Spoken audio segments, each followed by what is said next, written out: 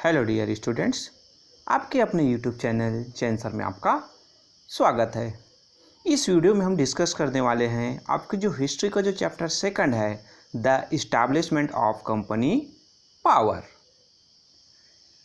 इस वीडियो में आपको देखने को मिलेगा कि कैसे जो डिफरेंट जो यूरोपियन जो कंपनीज़ है यहाँ पर आते हैं और वो यहाँ पर अपना जो ट्रेडिंग एक्टिविटीज़ स्टार्ट करते हैं, फिर वो धीरे धीरे यहाँ पर इस्टेब्लिश होने लगते हैं।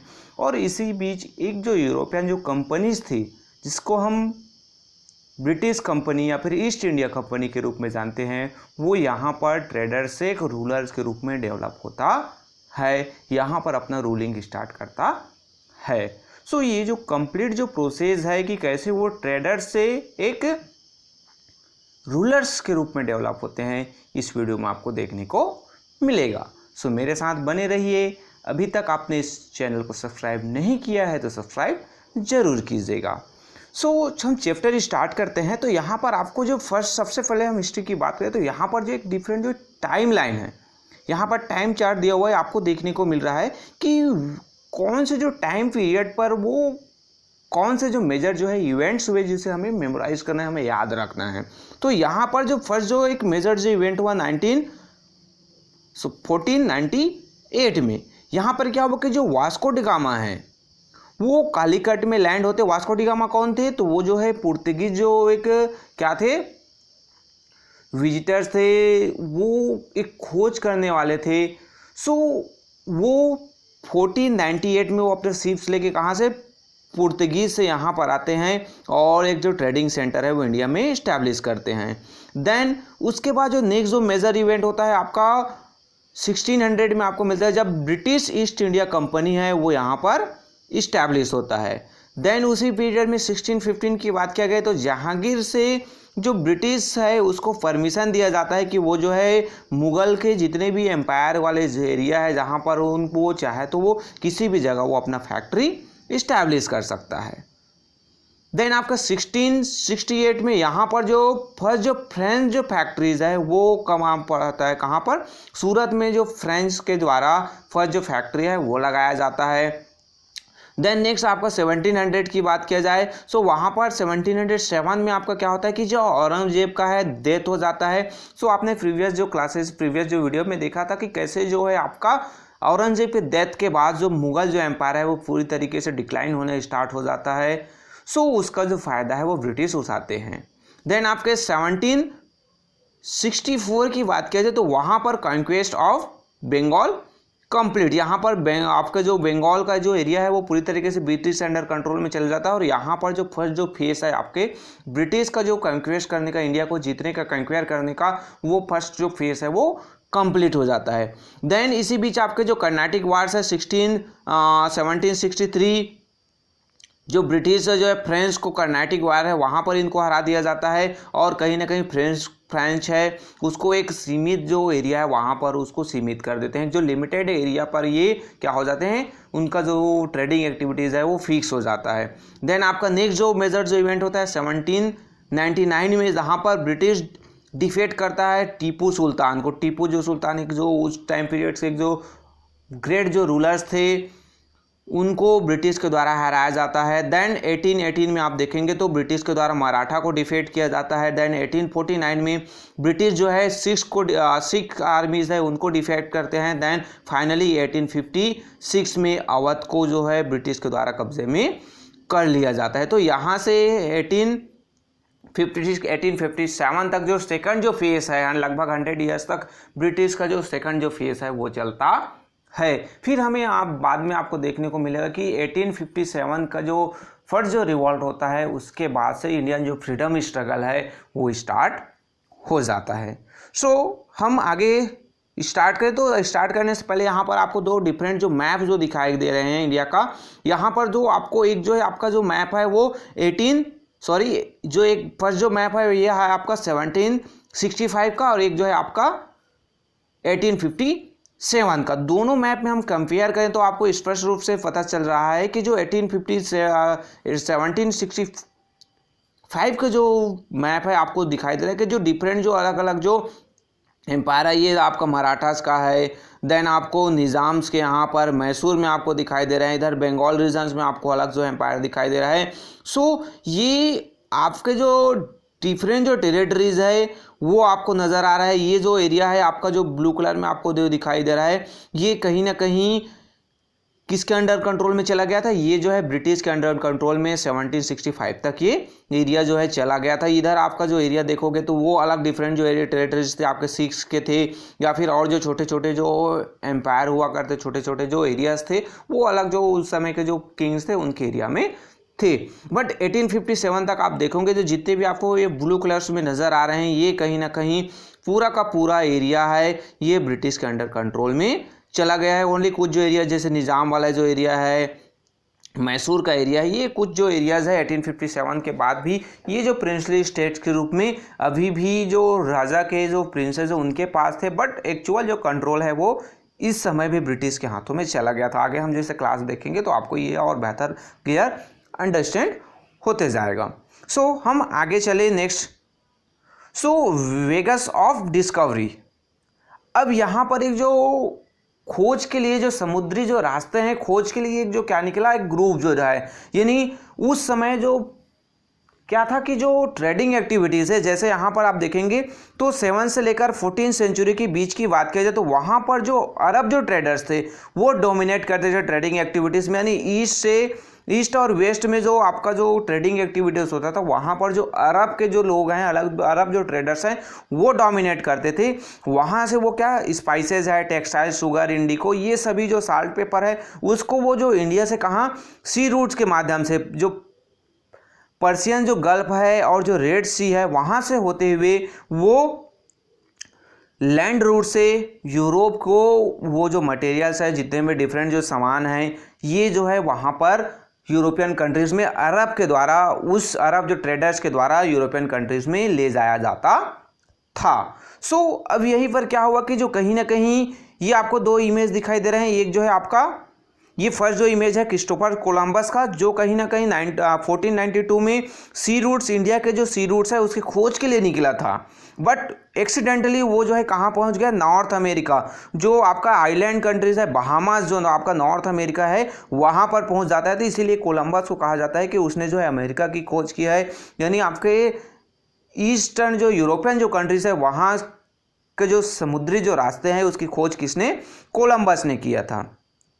उसी प्रकार से समुद्री रास्ते की खोज के लिए आपके जो ये जो वास्को ड गामा है वो अपने ग्रुप के साथ निकले रहते हैं और वो फाइनली जो अफ्रीका का जो पूरा राउंड करते हुए, ये अफ्रीका था आपका, तो इसका पूरा राउंड लगाते हुए यहाँ से आपका इस एरिया में आपको देखने को मिलेगा कि क्या है आपके यहाँ पर आपको यूरोपियन कंट्रीज मिलेगा। सो वो ये पूरा इसका जो राउंड लगाते हुए फाइनली जो है आपका इंडिया यहाँ पर है तो इंडिया में यहाँ पर वो टच कर पाते हैं, यानी इस एरिया पर वो जो है समुद्री रास्ते की खोज करते हैं। जो कोझीकोंडे जो उस समय कोझीकोंडे कहा जाता था जो कालीकट था उसको, सो वो उस जगह पर वो पहुँच पाते हैं और इसी के द्वारा यहाँ पर एक जो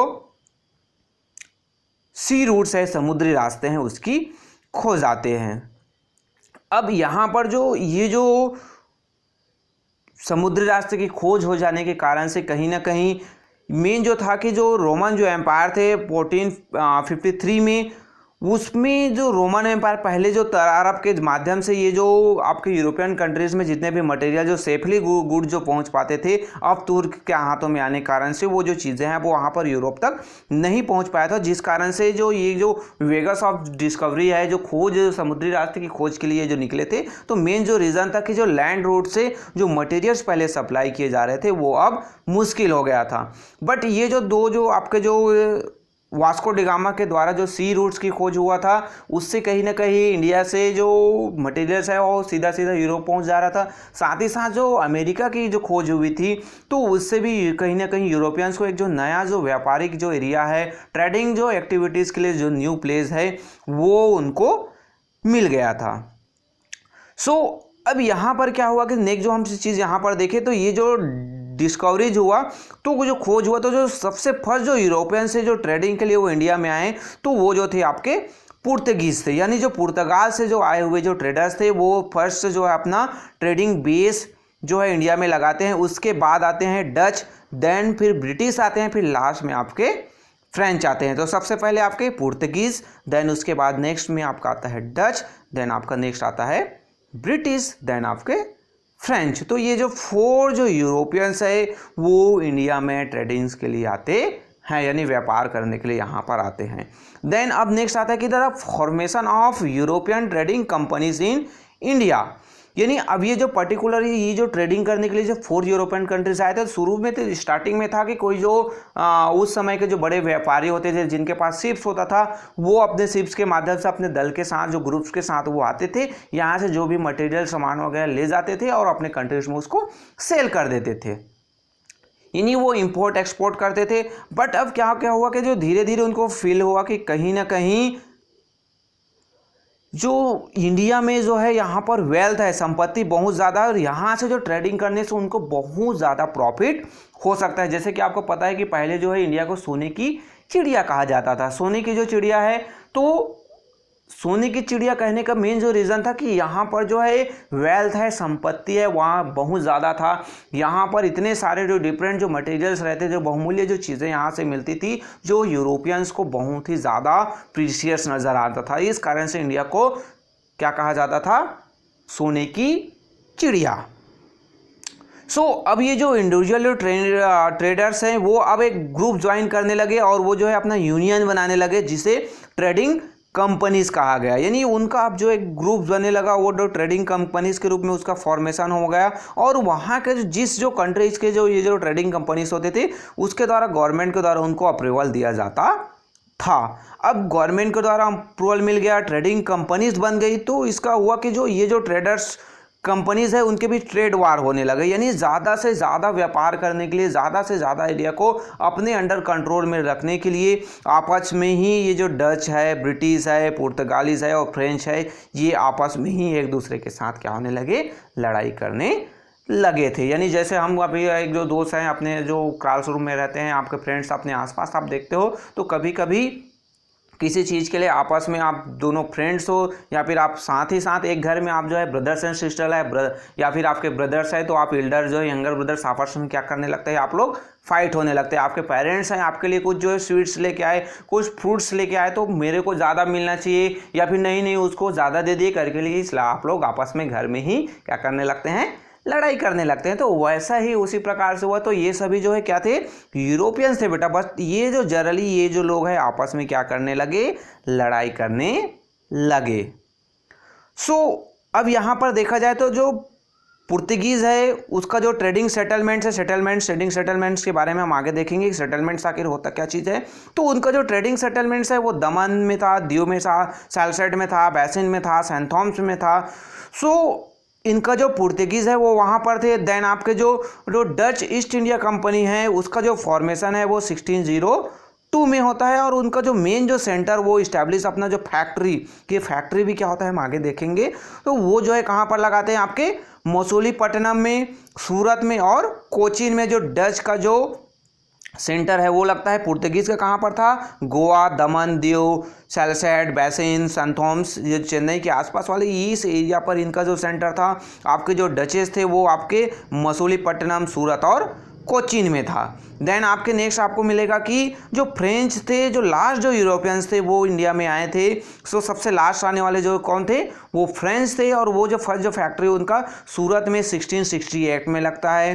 देन उसके बाद वो है माहे, जो मालाबार कोस्ट एरिया पर है, वहाँ पर वो अपना सेंटर 1724 में लगाते हैं। अब जो 1740 आते आते तक जो फ्रेंच है जो लास्ट में आए थे, तो उनका जो कुल जो ट्रेडिंग एक्टिविटीज़ है वो ब्रिटिश ईस्ट इंडिया कंपनी से आधा हो गया था, यानी ये भी बहुत ज़्यादा डेवलप कर रहे थे।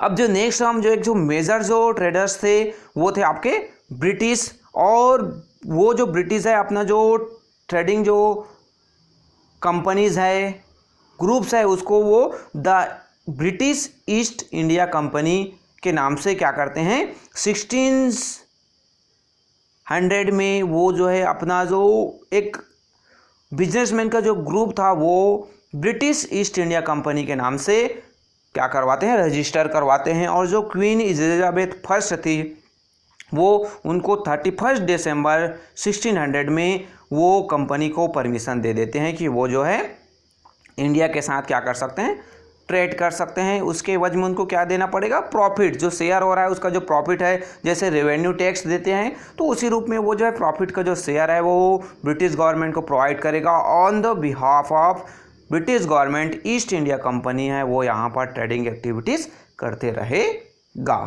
सो ये आपका हुआ क्या कि ब्रिटिश या फिर आपके पुर्तगीज, डच और आपके फ्रेंच। अब नेक्स्ट जो आता है कि जो वो जो है from trading post to presidency, यानी जो एक जो पर्टिकुलर हमने देखा कि जो जितने भी जो यूरोपियंस आए वो कहीं ना कहीं अलग अलग जगह पर अपना क्या लगा रहे थे, ट्रेडिंग सेंटर इस्टेब्लिश कर रहे थे। वो जो छोटी छोटी जगह है जहाँ पर वो अपना व्यापार करते थे, वहाँ से सामान खरीदते थे, वहाँ से आपके जो इंडिया से खरीदते थे और यूरोप ले जाते थे, यूरोप से सामान लाते थे, इंडिया में छोड़ देते थे, बेच देते थे।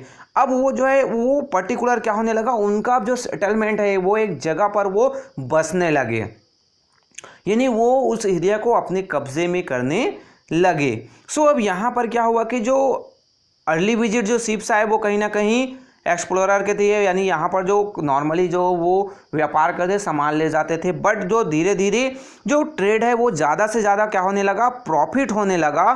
सो वो जो कैप्टन है वहाँ पर वो ट्रेडिंग पोस्ट लगाने लगे और वहाँ पर जो धीरे धीरे वो जो लोग जो है वहाँ पर रहने लगे, उनका जो रहने की जगह इस्टेब्लिश होने लगी, 1 से 2, 2 से 4, 4 से 8 ऐसे लोग जो है बढ़ने लगे, उनके जो कंपनी के लोग। सो वो जो क्या कहलाया गया, फैक्ट्रीज कहलाए। अब फैक्ट्रीज क्यों कहलाया, तो जो उस समय जो ऑफिसर्स होते थे किसी भी कंपनी के तो उसको फैक्टर्स कहा जाता था।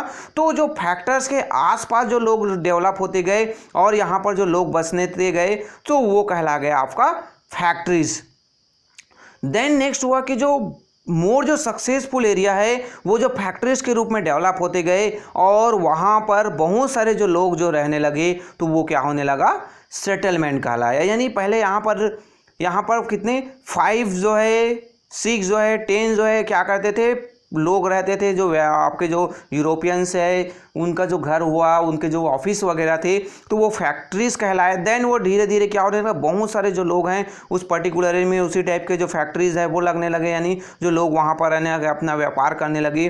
सो वो जो है सेटलमेंट्स के रूप में क्या हो गया, डेवलप हो गया। यानी ये जो एरिया है वो क्या होते गया, बड़ा होते गया, वो सेटलमेंट कहलाया। देन नेक्स्ट जो settlements, some of these settlements developed into center to which other factories in the regions reported and came to be called presidencies। Means अब यहाँ पर क्या हुआ कि हम जो देखें तो अब जो पहले जो क्या था, एक जो फैक्ट्री था, फैक्ट्री जो है डेवलप होकर क्या बन गया आपका, वो जो बन गया वो सेटलमेंट। अब जो डिफरेंट जो सेटलमेंट्स है, यहाँ पर भी एक सेटलमेंट्स है, यहाँ पर भी एक सेटलमेंट्स है, इस एरिया में भी एक सेटलमेंट्स है। तो ये जो डिफरेंट जो सेटलमेंट्स है पर्टिकुलर एक जो सेटलमेंट्स को क्या कर रहे थे, रिपोर्ट कर रहे थे। यानी ये जो सेटलमेंट था, ये जो मेन जो सेंटर यहाँ पर डेवलप हो गया तो ये कहलाया आपका क्या, प्रेसिडेंसी। जैसे हम एक एग्जांपल लें कि जैसे अलग अलग डिस्ट्रिक्ट्स में अलग अलग क्या होते हैं, ब्लॉक्स होते हैं। वो जो ब्लॉक्स है वो वहाँ पर जाकर कहाँ पर, वो डिस्ट्रिक्ट्स में क्या करता है, रिपोर्ट करता है। तो डिस्ट्रिक्ट है वो मेन सेंटर हो गया। तो उसे उस समय क्या था, जो अलग अलग जो फैक्ट्रीज थी, फैक्ट्री से क्या हो गया, सेटलमेंट डेवलप हुआ। यानी बहुत सारे जो 2-4 जो फैक्ट्रीज, 8-10 जो फैक्ट्रीज मिलकर सेटलमेंट डेवलप की। देन सेटलमेंट से क्या हो गया, प्रेसिडेंसीज। यानी सेटलमेंट्स एक बहुत बड़ा एरिया था और अदर जो सेटलमेंट्स हैं, अदर जो और फैक्ट्रीज है वो यहाँ पर रिपोर्ट करते थे, तो उसको प्रेसिडेंसी के रूप में जाना गया। देन नेक्स्ट जो आपका आता है कि जो उस जो प्रेसिडेंसी में जो एडमिनिस्ट्रेशन जो हेड होते थे उसे कहा जाता था गवर्नर। यानी वो जो काउंसिल ऑफ सीनियर जो फैक्टर्स, यानी अलग अलग जो फैक्ट्रीज के अलग अलग जो फैक्टर्स, अलग अलग जो अधिकारी है उनके जो हेड होते थे उसे गवर्नर के रूप में जाना जाता था। सो ये एक जो क्या हो गया, ट्रेडिंग से प्रेसिडेंसी के रूप में कैसे डेवलप हुआ, मुझे लगता है आपको बेहतर तरीके से समझ में आ गया होगा। देन नेक्स्ट हम जो देखते हैं, अब जो ब्रिटिश हैं उसके जो मेन जो ऑफिसर थे, वो जो ऑफिशियली जो ब्रिटिश से जो फर्स्ट टाइम जो आपके जो ब्रिटिश से के द्वारा जो इंडियंस से जो कांटेक्ट किया जाता है, इंडियन जो रूलर से जो कांटेक्ट किया जाता है फर्स्ट टाइम। इससे पहले वो जो ट्रेडर्स के रूप में जो है छोटे छोटे जो उस एरिया के जो मुखिया होते थे उनसे कांटेक्ट करते थे और व्यापार करते थे।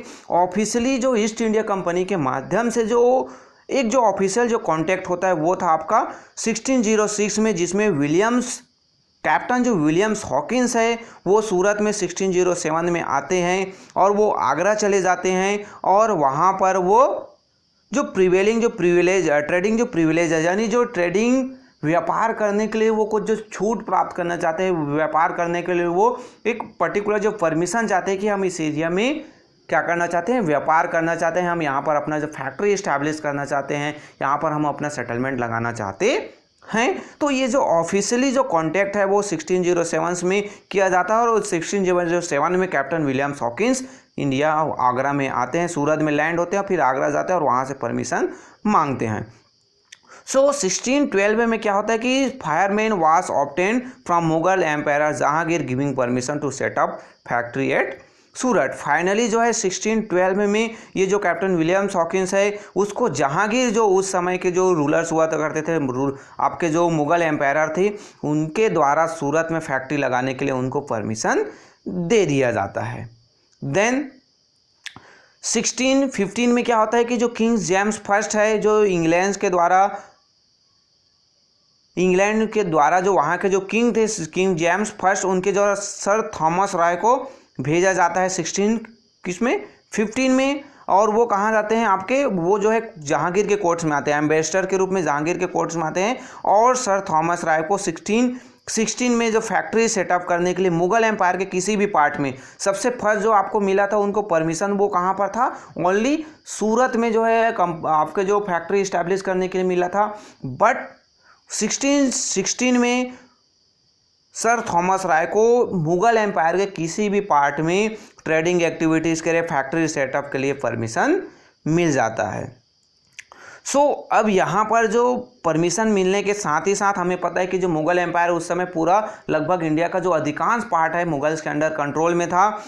धीरे धीरे अब जो ब्रिटिश है उसका जो एरिया है वो बढ़ते जा रहा था और उसका जो ट्रेडिंग है वो बढ़ते जा रहा था। वो जो कलकत्ता में उनको मिला तो वो जो है उसके आसपास एरिया को वो अपने एरिया में और लेने लगे और जो 3 विलेज है वहाँ से वो जो टैक्स जो है वो कलेक्ट करने लगे। फिर बॉम्बे वाला एरिया मिला उनको, तो वो जो बॉम्बे है वो सूरत का जो मेन जो सेंटर था उसको रिप्लेस करके जो बॉम्बे है मेन सेंटर के रूप में डेवलप हुआ। देन 1709 की बात की जाए तो यहाँ पर जो कंपनी है वो अपना एडमिनिस्ट्रेटिव जो स्ट्रक्चर है, यानी उनकी जो अपनी प्रेसिडेंसी थी, जहाँ पर मद्रास, कलकत्ता और बॉम्बे, इन 3 जगह पर ब्रिटिश का अपना एडमिनिस्ट्रेटिव जो स्ट्रक्चर है वो इस्टेब्लिश हो जाता है। यानी ये जो 3 जो मेन जो प्रेसिडेंसी से मद्रास, कलकत्ता और बॉम्बे, इस जगह पर इनका अपना शासन चलने लगा। किनका बेटा?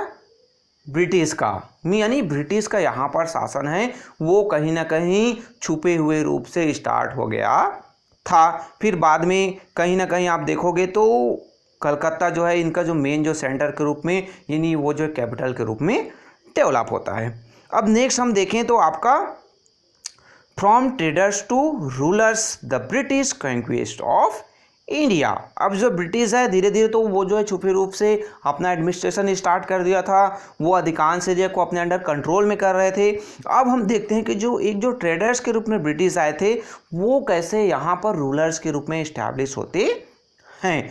उनका जो ये जो स्टार्ट होता है वो क्या है कि starting out as a traders operating from small trading outpost the European soon establish powerful colonies in the east.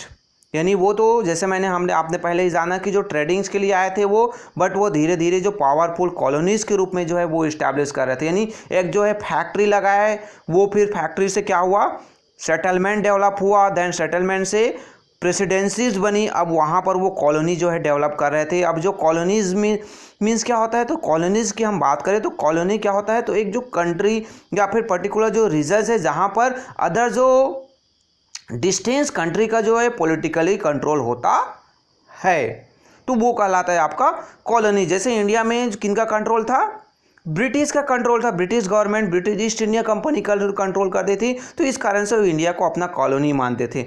Then colony से ही क्या निकलता है, कॉलोनिज्म। कॉलोनिज्म मीन्स क्या होता है कि जो is the ruling of a country for a long period by another one. यहाँ पर कॉलोनी मीन्स क्या होता है कि जो पॉलिटिकली कंट्रोल कर रहा है, डिस्टिंक्ट लैंड यानी दूर से अदर जो कंट्री है उसको कांटेक्ट कर रहा है, उसको कंट्रोल कर रहा है। बट वही जो है लॉन्ग पीरियड के लिए वो क्या करता है, उस चीज़ों को कंट्रोल करके रखता है। जैसे इंडिया में लगभग 200 ईयर्स तक ब्रिटिश का कंट्रोल रहा, तो वो कहलाता है आपका कॉलोनिज्म। ये जो सिस्टम है ब्रिटिश के द्वारा यहाँ पर इंडिया में इस्टेब्लिश किया गया। देन अब ये जो यूरोपियन पावर्स है वो जो आपस में ही एक दूसरे के साथ जो लड़ाइयाँ लड़ने लगे, क्योंकि उनको ज़्यादा से ज़्यादा एरिया जो है अपने अंडर कंट्रोल में लेना था। जनरली जो फ्रेंच है और ब्रिटिश की भी ज़्यादातर लड़ाइयाँ हुई, क्योंकि दोनों ही जो सुपर पावर थे और दोनों ही ज़्यादा से ज़्यादा एरिया को अपने अंडर कंट्रोल में लेना चाहते थे। जैसे आप लोग घर में लड़ते हो, जो ज़्यादा पावरफुल होता है वो ज़्यादा चाहने के, ज़्यादा के इच्छा में वो आपस में ही घर में ही आप लोग अपने ब्रदर्स के साथ, अपने सिस्टर के साथ, या फिर अपने नेबर्स के साथ, अपने क्लासमेट के साथ, अपने फ्रेंड के साथ कभी कभी आपकी भी लड़ाई हो जाती है, और जो ज़्यादा पावरफुल होता है वो क्या होता है, जीत जाता है। तो उसी प्रकार से यहाँ पर भी हुआ कि जो कहीं ना कहीं जो ब्रिटिश की जो पॉलिसी थी डिवाइड एंड रूल, वो हमेशा उनको फ़ायदा करता था, उनको प्रॉफिट देता था। पुर्तगीज़ हैं वो जनरली वो जो फर्स्ट में आए थे, बट उनका जो पोजीशन है, वो जो उसका जो पोसेशन है वो उतना ज़्यादा नहीं बढ़ पाया, क्योंकि वो पहले से ही वो स्पेन के हाथों, स्पेन जो है पुर्तगीज़ को 1518 में हरा देते हैं। तो वो यहाँ पर जो डच है वो ज़्यादातर वो पुर्तगीज़ है वो ज़्यादा अपना एरिया डेवलप नहीं कर पाते हैं। डच है वो भी ज़्यादा उतना अपने एरिया को बढ़ाने के लिए प्रयास में नहीं रहते हैं, और जितना एरिया उनके पास था वो ईस्ट इंडिया में उसी पर वो फोकस करते हैं। बाकी दो बच्चे ब्रिटिश और फ्रेंच वो जो है दोनों आपस में लड़ते रहते हैं, और क्योंकि ब्रिटेन और फ्रांस में ऑलरेडी उनके जो मेन लैंड है, जो जहाँ पर ब्रिटिश और फ्रांस है वहाँ पर भी वो लड़ाई हो रहे थे। साथ ही साथ इंडिया में भी ज़्यादा से ज़्यादा एरिया को अपने अंडर कंट्रोल में लेने के लिए भी यहाँ पर लड़ते हैं। तो इसी बीच इनके बीच जो कर्नाटिक वार होता है, जो कर्नाटिक जो वार है, यानी जो कर्नाटक का जो रीजन है, यहाँ पर इनके बीच 3 जो लड़ाइयाँ हैं, मेजर जो वार है वो लड़ा जाता है।